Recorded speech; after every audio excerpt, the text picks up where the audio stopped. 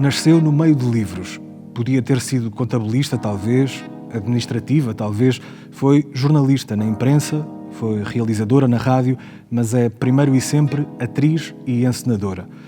Estreou-se no Teatro Experimental do Porto com brevíssimos 17 anos. Tem hoje 73. Deixaria a invicta, rumaria a Lisboa, desafiada por Francisco Ribeiro, o Ribeirinho. E aqui não fez só teatro, fez nascer teatros. A Comuna, Teatro de Pesquisa, o Teatro da Graça, os Cómicos. Era de grupos, sim, mas nunca foi de grupelhos, garante. Interpretou Lorca, Shakespeare, Brecht, Beckett, Molière, Horvath. Encenou Cesarini, Maria Velho da Costa, Gil Vicente e Bocage. Importa-lhe a arte e garante que só há arte quando há um artista a olhar para qualquer coisa. Mas importa-lhe também o trabalho, porque não há arte sem trabalho. E o trabalho dignifica. Quando trabalha, ultrapassa-se, faz por se ultrapassar em busca de uma perfeição que só assim está mais próxima e só assim é mais feliz. Na infância, nascida no seio de uma família humilde de raízes judaicas, fazia da solidão o seu castelo. Hoje, não a solidão, mas a ausência, intimida. As intermitências da representação, do ator, intimidam. Está muito bem feito. Muito obrigado. Está um grande resumo, sim, senhor. Que infância é essa e porquê é que diz que fazia da solidão o seu castelo? Porque eu era uma pessoa só, uma menina só, porque não tinha muito convívio com outras pessoas e não tinha irmãos. Tinha um irmão 14 anos mais velho do que eu, que foi, digamos, uma pessoa que me amou verdadeiramente, porque eu perdi o meu pai aos 6 anos de idade e vivi, tive a grande sorte do meu pai ser comerciante, tínhamos eu diria um quiosque que tinha tudo. Vendíamos tabaco, jornais, diários, sempre, muitos. Lotaria e havia uma componente de livreiro que o meu pai tinha e adorava e fazia muito culto disso.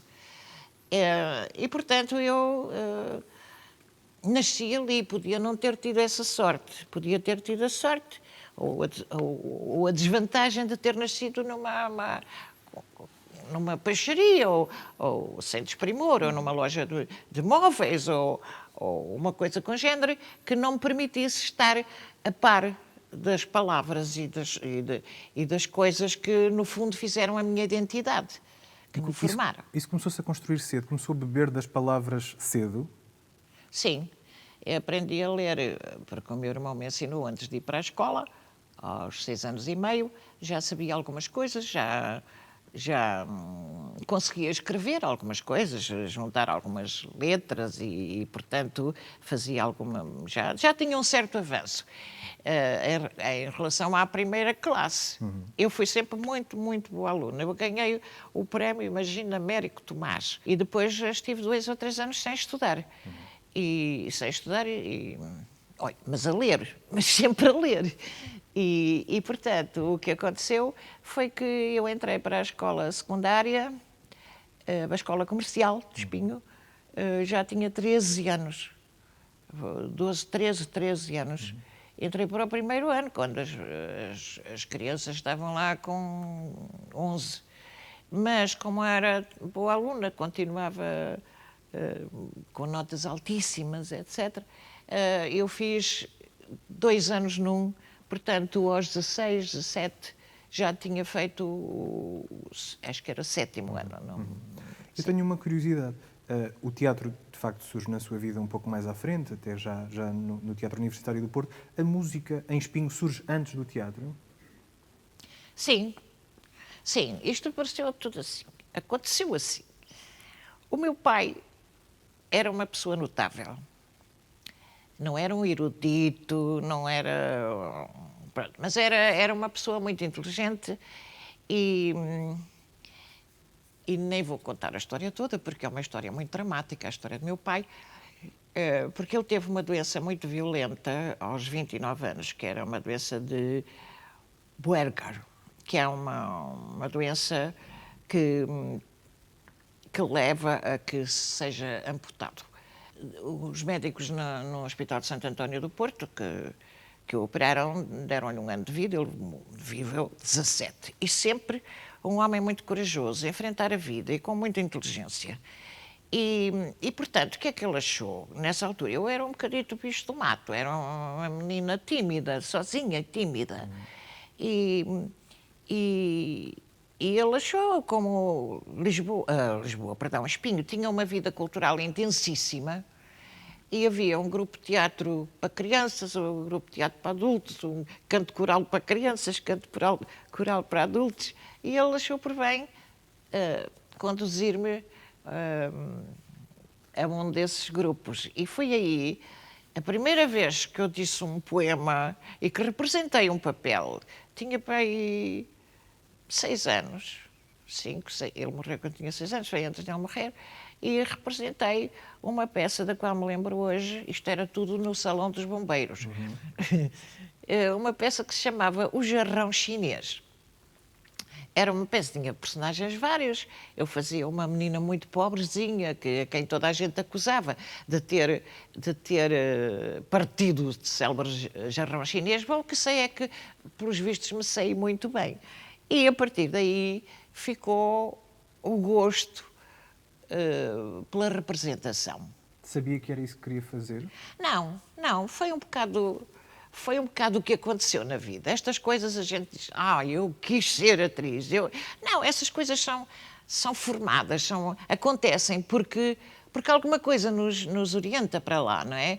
Eu sempre gostei muito também da escrita. E por isso foi jornalista? Sim, e antes disso eu colaborei, quando adolescente mesmo, na Defesa de Espinho, que era o jornal local, mandava poesia, como toda a gente. Eu, em criança, era poetisa, não é? Como toda a gente. Na altura. Agora já não sei. Mas enviava e eles publicavam, a nossa colaboradora, a menina tal e não sei o quê. Depois comecei a enviar coisas para o Comércio do Porto, para o jornal. Também publicaram coisas. Por outro lado, eu ouvia bastante rádio, não havia televisão nem isso. Ouvia rádio e ouvia o teatro. Havia muito teatro de rádio. Eu ouvia aquilo tudo e dizia, eu sou capaz de fazer isto, eu sou capaz de interpretar assim. E pronto, e foi naturalmente. Eu não vim aqui parar por uma decisão, não é uma atitude. Não posso dizer que tive uma atitude emocional ou intelectual. Agora vais para o teatro, o quê? Não, foi uma coisa natural na minha vida, não é? Mas foi fazendo outras coisas ao longo da vida e até Sim. cursado outras coisas ao longo da vida, nomeadamente contabilidade, também foi jornalista, também trabalhou na rádio, porque a cultura tinha um orçamento para subsistir mais baixo e, portanto, foi fazendo outras coisas para compensar financeiramente o que o trabalho de atriz não lhe podia dar à época, por exemplo? Ou era Não gosto propriamente, também? porque eu vou dizer-lhe sinceramente, eu até ganhava muito dinheiro no teatro. Para a época ganhava muito dinheiro. Não só nos folhetins e nas coisas que fazia intervenções num programa chamado Paisagem Infantil e depois mais tarde Paisagem Intelectual e ganhava relativamente bem. Um pouco às escondidas, porque eu um dia fui oferecer-me ao Rádio Clube Português a um dos programas que eu via, que era um programa que tinha adultos e crianças, eram histórias para crianças. Eu fui lá com uma amiga com quem ainda hoje falo, fui lá e bati à porta do Rádio Clube Português e dizia, quero falar com esta senhora assim, que era produtora do programa. Mas não está cá, essa senhora não. Mas o que é que veio cá fazer? Eu queria participar desse programa tal. Havia um locutor muito célebre, que era o Alfredo Alvela, uma simpatia, que disse, venham cá as duas fazer um teste. E fizemos. Eu fiquei, ela não ficou, e logo na semana seguinte eu fui gravar um personagem, um papelito qualquer, e ganhei 25 escudos. O que já era bom, mas eu não disse nada à minha mãe, não é? Vim de comboio, e a minha mãe começou, a certa altura, eu comecei a ganhar bastante dinheiro. E a minha mãe suspeitava muito de onde é que vinha aquele dinheiro todo, estava cheia de medo, o que é isto? Ela sabe-se lá por onde. E até que eu expliquei e tal. E, portanto, foi nesses programas que eu fazia, em que havia atores profissionais que alguém me disse, olha, queres vir ao Teatro Experimental do Porto porque está lá a faltar uma atriz, uma menina, e se tu pudesses, vinhas lá e fazes um teste. Eu, está bem. Pronto. E fui e fiquei. Era o Carlos Avilés, que muito considero, que era um jovem também, que estava a dirigir um espetáculo chamado Festival Vicentino, e fiz uma das meninas do Alto da Feira. Ele disse, tu és uma atriz muito saudável, não esquecerei jamais, portanto, e depois, na peça a seguir, já entrei para o elenco fixo do Teatro Experimental do Porto, e a partir daí, aí também ganhava bastante dinheiro. É que aqui uma jovem de 17 anos gastava o dinheiro à época? Não gastava, entregava em casa, obviamente, para sobrevivermos, não é? Porque os tempos não eram fáceis. Sentia essa responsabilidade também? Ou esse Sim. compromisso com a família? Sim, a partir dos 10 anos eu comecei a trabalhar, mesmo, a sério. Fiz muitas coisas muito diferentes. Dava explicações, etc. Sempre com o sentimento de que eu devia participar naquela família. Eu tinha o meu irmão, como disse, 14 anos mais velho, mas era muito doente. Ele morreu muito cedo de tuberculose. Era uma época muito complicada e portanto, havia que... Mas sem essa noção de esforço, era uma coisa que era natural, trabalhar e estudar, sobretudo estudar. Na altura, quando eu era muito criança, não havia garrafas de leite, nem pacotes de leite. Vinham as leiteiras, com aquelas leiteiras grandes, que era uma coisa em zinco, às costas, e casa em casa haviam os fervedores, que chamava o fervedor de leite, e aquelas senhoras, e homens também, mas no caso da minha casa, da minha mãe, vinha uma senhora baixinha, gordinha, mal vestida, um pouco miserável até, que ordenhava as vacas e vinha trazer o leite naqueles canjirões. E então, um dia ela disse-me, menina, estude, senão acaba como eu. Isto é uma mulher do campo, que me diz de uma forma que ainda hoje estou a dizer isto e lhe agradeço, porque nunca esqueci. E estudou?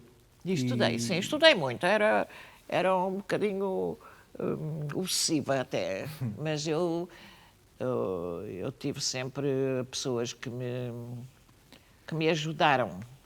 Eu estudei sempre com bolsas da Fundação Gulbenkian, que era uma instituição que eu não posso esquecer e que me permitiu, a mim e à minha família, não só estudar, como sobrevivermos. Porque eu passei uns tempos muito difíceis do ponto de vista financeiro em casa, não é? Porque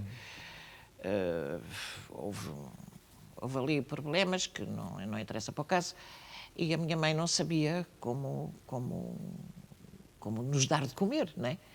E, portanto, eu fui sempre o homem da casa, cabeça de casal, fui, desde cedo. Perguntava-lhe como é que se dá essa vinda para Lisboa e o que é que isso muda na sua vida, para além da mudança física. Muda tudo. Eu tinha-me divorciado, estava sozinha, porque entretanto casei, aquelas coisas todas as neirentas que a gente faz, e voltei. Quando cheguei a casa, no Porto, tinha um telegrama. E o telegrama era do Vasco Morgado, que me dizia, precisamos de si aqui em Lisboa, e não sei o quê, telefone, e não sei quantos. Eu telefonei, e então era isso, era o Ribeirinho. Eu acho que até foi alguém daqui do teatro, ou o João, ou o Rei Mendes, ou como é que se chama, o Moraes e Castro, ou até a Irene, não sei, mas eu acho que eles foram ver o espetáculo ao Porto, a Casa de Bernardo Alba, e me recomendaram. Eu tive essa ideia. Não sei porquê, eu já não consigo precisar. Mas recomendaram-me uma rapariguita e tal. E lá venho eu por aí abaixo, vestida de hippie, anos 60.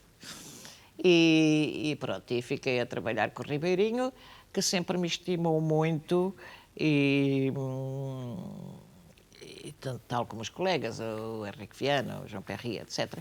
E fiquei por aí. Mas o espetáculo caiu. Não foi pela minha intervenção, foi porque havia havia por lá, havia o tradutor da peça espanhola, que era uma peça da Ana Diosdado, e o tradutor era considerado fascista. Pronto. De maneira que a peça caiu. Caiu e então foi outra cena muito interessante. A Isabel de Castro, a atriz, encontrou-me e disse: estão gostando? Olha, caiu a peça, agora não sei o que é de fazer e tal. Eu arrastei um trabalho. E eu fui trabalhar para um bar do Bairro Alto.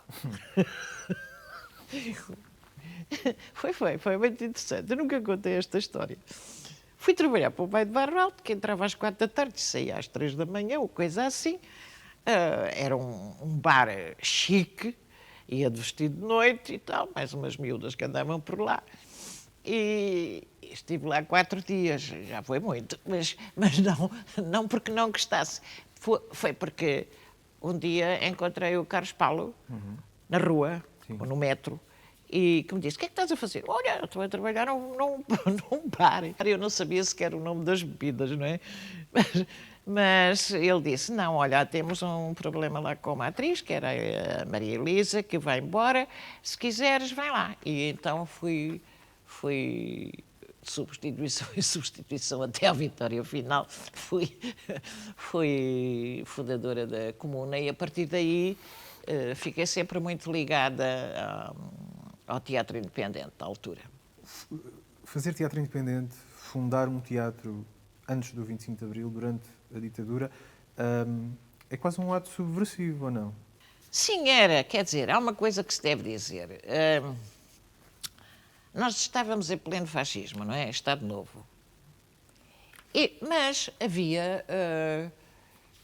havia muita gente que, como eu, perpassava por outros caminhos. E, por exemplo, já no Porto, enquanto eu era estudante, eu tinha colegas que eram do Partido Comunista. Claro que era tudo clandestino. Nada era, enfim, à boca cheia, não é? Tudo à boca fechada. Mas eu vivi sempre muito ligada a essas pessoas. Eu própria colaborei na Ação Revolucionária Armada, muito colateralmente, mas dava dormida a algumas pessoas que iriam no outro dia para algumas ações que eu desconhecia quais eram. Mas, portanto, havia uma formação intelectual e política já bastante acentuada. E, portanto, eu venho encontrar em Lisboa, anos e anos depois, anos e anos, não assim tantos, não é? Um espírito de contestação, digamos, ao regime, não é? Claro que a contestação não podia ser muito aberta porque as pessoas viviam de subsídios que o próprio governo dava, o próprio... dava porquê? Porque queria alimentar a ideia de que era muito aberto, que era liberal e consentâneo com outras ideias que não as suas. E foi por aí, com essa gente que era do teatro e não só, e dos jornais, que eu me ambientei, que eu cheguei a fazer parte da base de alguns grupos. Eu gostava que, debaixo dos seus apontamentos, tem lá uma pequena fotografia guardada, que vai conseguir tirá-la e ver. Eu ia-lhe que é pedir que vai tirasse. sair daqui? Não sei, vamos ver. Já que estávamos a falar em subversão, exato. Aqui já é depois do 25 de Abril, estamos em 1980, e é o balde, de resto, que é muito linda. Encenado não tenho. Esta foto é do João Lourenço. Pois, mas esta nunca me deu. Este foi um texto que recebeu tanto aplausos como pateada, como o João Lourenço costuma dizer. Como é que este texto foi recebido à época? O Brecht? Sim, este. Eu só tenho a ideia que isto foi um êxito brutal. E também foi. Só que era um texto... Sim, polémico, era proibido. O Brecht era proibido em Portugal, RDA, não é? E na RDA também. Aliás, há um pormenor muito engraçado, porque eu era muito opiniosa. E nas reuniões, nas primeiras leituras da peça que fiz com o Ribeirinho, ele chamava-me... lá temos aqui uma atriz brechtiana, que que era uma coisa demolidora, isto é, ele estava a ofender-me porque achava que eu tinha muitas ideias lá para aquele tipo de teatro, que era um teatro comercial, obviamente. Mas olha, eu fico muito contente. É muito linda. Que memórias é que tem desse espetáculo e, sobretudo, das contracenas que teve, nomeadamente o Mário Viegas? As melhores. Bom, o João Perry não era pera doce, mas, sou sincera, mas era um ator admirável. E o Mário era um amigo pessoal, muito, muito grande. Depois ainda fiz Beckett com ele e era um talento grande, um homem de exceção. A Maria Emília tem uma relação de amizade com o João Lourenço. O João Lourenço convidou-a até a ensinar. Desde aqui. Desde aí e seguir por diante. Como é que foi agora voltarem a reencontrar-se como atriz e encenador, juntamente com outras 3 atrizes de quem certamente é amiga e admira e até são de uma geração próxima? Como é que foi construir este espetáculo a 5, se eu posso dizer assim? Foi muito emocionante, não é? Embora de vez em quando nos encontrássemos por aí, por ali, por ali. Eu tinha sempre o grande sonho de ser dirigida por ele, outra vez. Porque uma coisa é ser convidada para vir encenar aqui numa sala, um espetáculo, ou o quê. Outra coisa é trabalhar diretamente com ele, que é um encenador de alto gabarito. Eu acho, não é por estar aqui na casa dele, eu acho que é o maior encenador que temos no país, neste momento. Vivo, claro. E é absolutamente arrasador trabalhar com um homem que nesta idade trabalha tanto, que nos dá cabo de canastro. É assim. Mas eu gosto disso, não é? É um homem que tem muita pujança intelectual e outra, e vital. E essa energia ele consegue trazê-lo para a direção dos atores. E estou muito feliz. E devo dizer, neste momento, esta casa é a minha segunda casa. É a minha segunda família. De certo modo, aqui também é o meu castelo. É um castelo que às vezes olho isto lá de fora, feito de pedra. É um castelo. É um castelo. É um castelo tão grande ou tão pequeno como, por exemplo, a casa do meu avô, que o meu avô é de Belmonte, que fez, no final do século XIX, uma casinha de pedras, pedra sobre pedra, pedra sobre pedra. E eu venho para aqui, para o teatro, que é, pelo menos se não é de pedra, é cor de pedra, e penso, cá estou eu, no meu ninho, e com o carinho todo que se deve, que o pássaro grande, a passarinho, deve dar aos seus passarinhos. É assim, eu sinto-me aqui tão bem tratada, com muito carinho, muita amabilidade, sou muito estimada e isso não se esquece nunca, não vou esquecer nunca.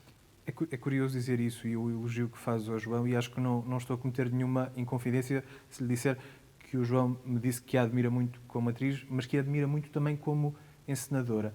Para si, o trabalho de encenar e de representar, sendo diferentes, que prazer é que lhe dão um e outro, nomeadamente a encenação, o trabalhar com os atores? Eu gosto muito de atores. E a encenação é outra coisa, não é? É um trabalho de autovalidação da nossa personalidade, da nossa identidade, não é? Porque o que é que acontece? Aí, e eu podia dizer um pouco desagradavelmente, a gente não está a tratar da criança de outra pessoa, está a tratar da nossa criança. E é diferente. Portanto, depois juntam-se... Eu tive necessidade de encenar, porque eu gosto de poesia e achava que achava e acho que temos grandes poetas que merecem ser postos em cena. E, portanto, eu não encontrava esse tipo de trabalho. E a imagética de alguns poemas ou de alguns autores permitia-me que eu construísse na minha cabeça uma coisa diferente. E minha. E portanto, aventurei-me em 1995. tive um subsídio, o último, muito pequenininho, andei para aí um ano a pedir a toda a gente que me permitisse fazer aquele espetáculo numa sala, era um texto da Luísa Neto Jorge, e depois lá consegui que o Carlos Avilés, as voltas que a vida dá, me desse essa oportunidade e fiz, e foi um êxito. O Avião Troia foi um grande êxito na sala-estúdio do Teatro Nacional. A partir daí comecei a fazer outras coisas. Depois há uma coisa que é importante, que é a gestão de personalidades no teatro, quando se dirige. Porque cada um de nós é um pássaro voador diferente, não é? E, portanto, eu acho que, por exemplo, isso no João Lourenço tem isso... tem essa vantagem, tem esse valor, tem esse dom. É-se respeitado sem ter que se impor. Sim. Ele é rigoroso e é genioso, mas por vezes tem razão, outras vezes não tanta, mas a vida é assim. Mas é uma pessoa que conduz. E um encenador tem que conduzir. E para se conduzir tem que saber o que é que se está a fazer. Não é, olha, vai para ali, para a direita, como há muitos. Vai para a direita, agora vai para a esquerda, a ver se fica melhor. Não sei, olha, põe-te aí de costas. Já me aconteceu. E eu digo, meu Deus, o que é que estou aqui a fazer? Não é? Porque as pessoas estão à espera que apareça uma coisa qualquer que depois fique bonitinha com uma luz. E não, aqui não é assim. E na minha vida também de encenadora não é assim. Eu passo meses a preparar, a pesquisar, a investigar tudo sobre o autor, a época, sei lá, tudo que possa. Eu arrebanho, digamos assim, e estudo profundamente. Cansa-me muito, mas só assim é que se pode chegar, porque... À perfeição possível. A perfeição não existe, não é? A gente sabe, mas o melhor que eu possa, eu faço. O melhor.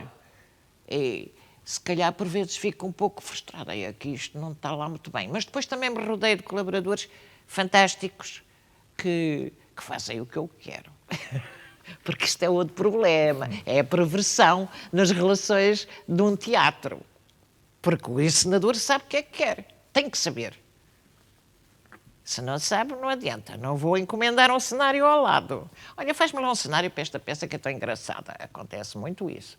E depois o encenador, o cenógrafo faz uma coisa que nada tem a ver com aquilo que é o espírito. A mensagem.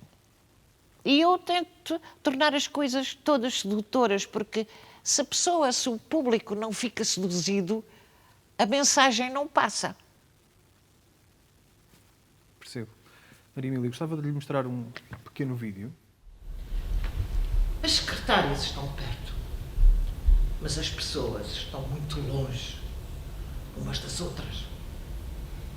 Era mais fácil escrever um e-mail do que falar.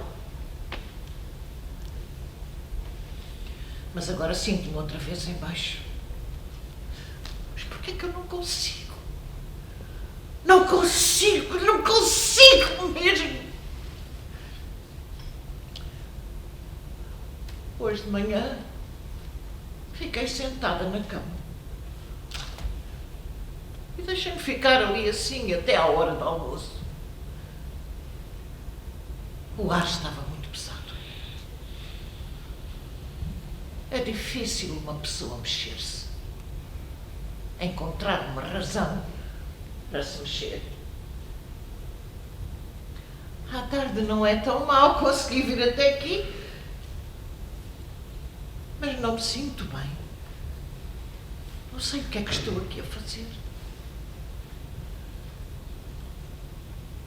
Mas porquê é que hei de falar sobre isto? Porquê é que hei de abrir a boca e falar? Porquê é que me hei de encontrar com pessoas? Porquê é que hei de saber coisas da vida das pessoas? Este espetáculo fala sobre um mundo que talvez não exista, que talvez exista, que talvez venha a existir, muito transformado, e caminhamos para tempos que nem sempre aparentam ser os melhores. E este pequeno excerto que ouvimos é o da sua personagem a dizer: mas porquê é que eu hei de falar sobre as minhas angústias? devemos falar sobre as nossas angústias e o que é que a angustia hoje, no presente? Essencialmente a proximidade da morte. Ainda hoje eu ouvi a Angela Merkel dizer, isto não são números, as pessoas que morrem da pandemia, não é? Isto não são números. São pessoas que morrem só em camas do hospital, quando têm essa sorte. E aquilo impressionou-me.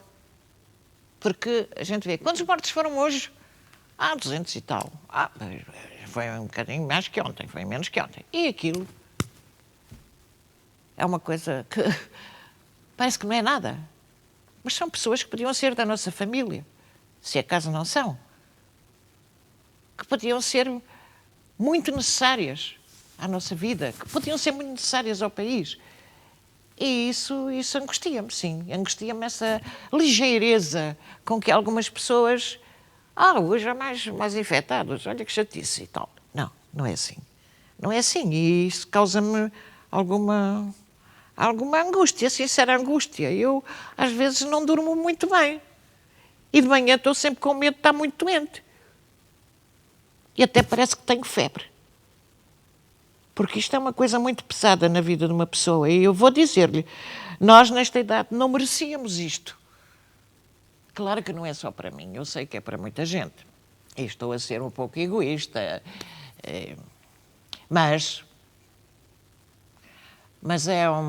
há uma leviandade com que se passa por cima das coisas. As pessoas que se juntam e fazem festas e não sei o quê, sobretudo os jovens. É muito perigoso e não percebem que uns vivem, outros não. A velhice já de si é um naufrágio, é um inferno. Ao princípio as coisas parecem infinitas. Em jovens, as pessoas parecem... O tempo parece infinitamente longo e, de repente, na velhice, é tão breve, passou tudo tão depressa, que é preciso. Um dia, já agora, por associação de ideias, o João Lourenço e a Vera Sampaio Lemos foram ao velório da minha mãe, que morreu em 2006. E o João perguntou-me, mas o que é que tu pensas disto tudo? O que é que sentes? E eu não esqueço, eu disse-lhe, o tempo destrói tudo. E lembro-me disso, porque ele ficou um pouco surpreendido.